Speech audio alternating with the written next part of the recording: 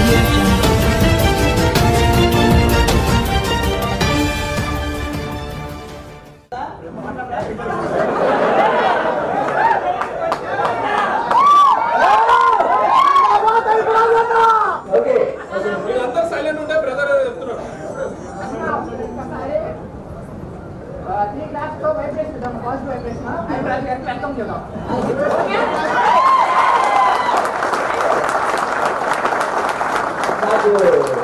అక్కడికి వచ్చి కలవడానికి వచ్చినప్పుడు ఐటీ ఎంప్లాయీస్ అని చెప్పారండి. అది గుర్తు ఒక్కొక్క విభాగాలు మొత్తం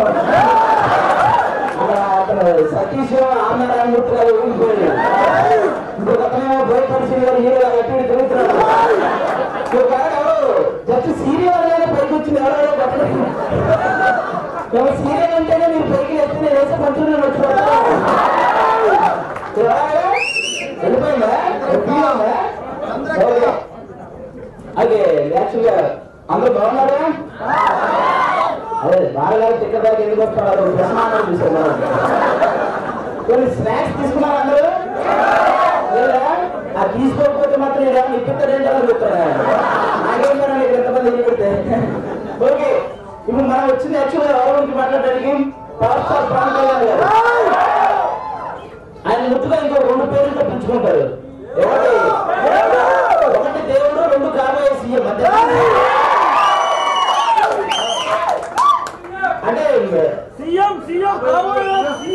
సీఎం అంటే మనం ఇప్పుడు ప్రజెంట్ అవ్వాలి ఏదో చేయాలి కదా. డిస్కస్ చేసుకోవడానికి వచ్చాం అక్కడికి. మరి ఇంకా 8 నెలలు అనుకుంటా ఎలక్షన్స్ కి. మన ప్రతి ఒక్కరికి ఒకే ఒక ప్రశ్న ఉన్నారు మనసులో. ఏంటంటే పవన్ కళ్యాణ్ గారిని సీఎం చేయడం ఎలా? ఇదే కదా మన అందరికి అదే జరగాలి. ఎందుకంటే ఆయనకి దోచుకునే ఆలోచన లేదు, దాచుకునే అవసరం లేదు. అలాంటి వ్యక్తికి ఫ్యాన్ గా ఉంటే ఎదురు లేదు. ఆయన గెలిపిస్తే రాష్ట్రానికి తెలియదు.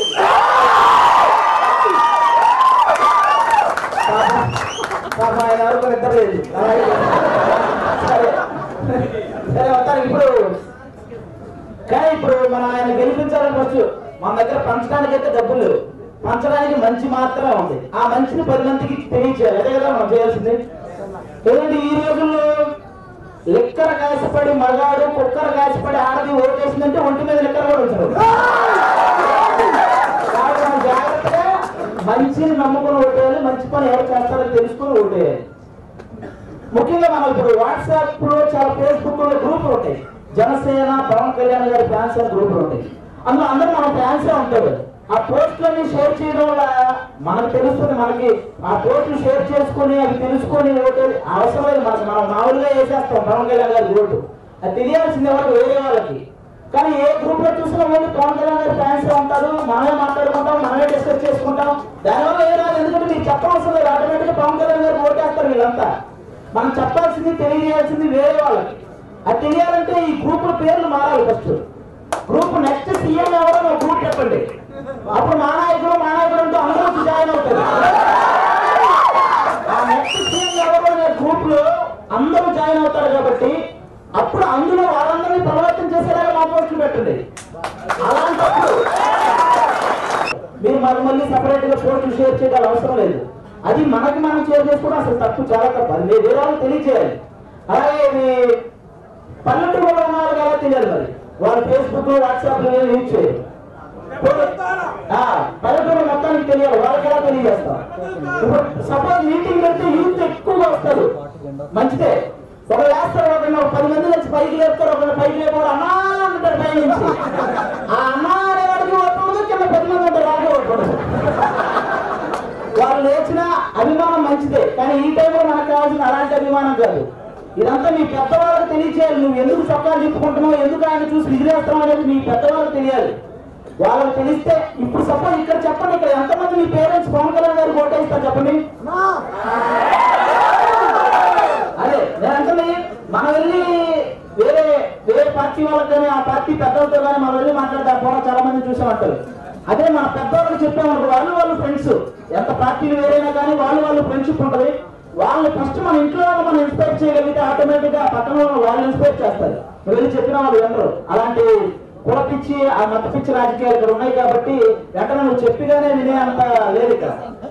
కాబట్టి మనం ఫస్ట్ పల్లెటూరులో ఉన్న ప్రతి ఒక్కరిని మనం ఇన్స్పైర్ చేయాలి ఖచ్చితంగా. ఇలాంటి మీటింగ్లు మనం పెట్టుకునే కంటే కూడా ఈ టైంలో ఒక్కొక్కరుగా వెళ్ళి కొన్ని చోట్ల కొంతమంది చెప్పినా కూడా చాలా బాగుంటుంది. అదే ఎప్పుడు మనం ఎక్కువ మీటింగ్లు పెట్టుకోకూడదు. మనందరం ఒకసారి మీటింగ్ పెట్టుకుంటే చాలు. తర్వాత ఒకసారి తెలిసిన తర్వాత ప్రతి ఒక్కరూ కొన్ని ఊర్లు కానీ అట్లా వెళ్ళేసి వాళ్ళని ఇన్స్పైర్ చేయడానికి ట్రై చేయాలి. మనం ఎన్నిసార్లు మీటింగ్లు పెట్టినా ఏమో అదే చెప్పుకుంటాం. పవన్ కళ్యాణ్ గారు మనం తెలిసి ప్రతిసారి చెప్పుకోవడం అవసరం లేదు. అలాగే ఆ పల్లెటూరులో ఎలా వాళ్ళందరినీ అంటే సపోజ్ ఇప్పుడు ఈవెంట్ ఆర్గనైజర్ ఉంటారు. మనం ఊరికి ఇంటికి వెళ్ళి చెప్పాలంటే కూడా చాలా కష్టం యాక్చువల్గా. కానీ ఒక ఈవెంట్ ఆర్గనైజర్ ఉన్నారనుకోండి, సపోజ్ ఒక మండలంలో ఒక ఈవెంట్ కండక్ట్ చేస్తే ఆ చుట్టుపక్కల వాళ్ళంతా వస్తారు ఆ ఈవెంట్కి. అలాంటి ఈవెంట్లు కండక్ట్ చేసి చిన్నపిల్లలతో ఇన్స్పైరింగ్ డాన్సులు స్కిట్ల రూపంలో కూడా మనం చైతన్యపరచవచ్చు. యాక్చువల్గా అక్కడ వచ్చే జనాల్ని జనసేనకు ఓటేసే విధంగా మనం చైతన్యపరచాలంటే ఒక స్కిట్ రూపంలో తెలియజేయచ్చు, ఒక సాంగ్ రూపంలో తెలియజేయచ్చు. అలా మనం ఒక ఈవెంట్ కండక్ట్ చేస్తే ఖచ్చితంగా చుట్టుపక్కల ఉన్న జనాలందరూ వస్తారా? అంత పిచ్చ మన టీవీ అన్నా కానీ లేకపోతే ఏదైనా కానీ ఆ పల్లెటూరు వాళ్ళకి తెలియచేయాలంటే ఇలాంటివి కండక్ట్ చేస్తే గ్యారంటీగా మనం అందులో సక్సెస్ అవుతాం. ఊరికి ఇంటింటికి వెళ్ళాలంటే చాలా కష్టం, మనిషికి తెలియచేయలేం కూడా. కాబట్టి ఇలాంటివి ఒకసారి ప్లాన్ చేయండి. ఎవరైనా పెద్దవాళ్ళు ఉంటే వాళ్ళకి తెలియజేసి పల్లెటూరు వాళ్ళకి తెలియడానికి ముఖ్యంగా.